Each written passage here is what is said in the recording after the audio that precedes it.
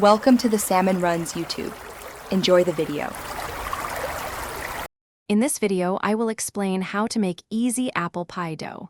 We'll create a wonderfully flaky and tender crust that's perfect for any apple pie. The key to success is using very cold ingredients, especially the butter and water. This simple method will help you achieve a delicious homemade pie crust with minimal effort. First, combine your dry ingredients, the flour, salt, and sugar in a large bowl.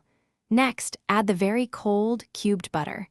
Using a pastry blender or your fingertips, quickly cut the butter into the flour. Work until the mixture looks like coarse crumbs, with some pieces of butter remaining about the size of small peas. This step is crucial for a flaky crust. Now it's time to add the ice water. Do this slowly, 1 tablespoon at a time, mixing gently with a fork or your hands after each addition. Be careful not to overmix.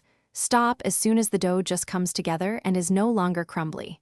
Then, gently gather the dough, form it into a flat disc, and wrap it tightly in plastic wrap. Finally, chill your wrapped dough in the refrigerator for at least 30 minutes or even up to 2 days. This resting period is essential. It allows the gluten to relax and the butter to firm up, making the dough easier to roll. When ready, roll out the dough on a lightly floured surface to your desired thickness. Now it's ready for your delicious apple pie filling. Thanks for watching. Consider subscribing if we helped you.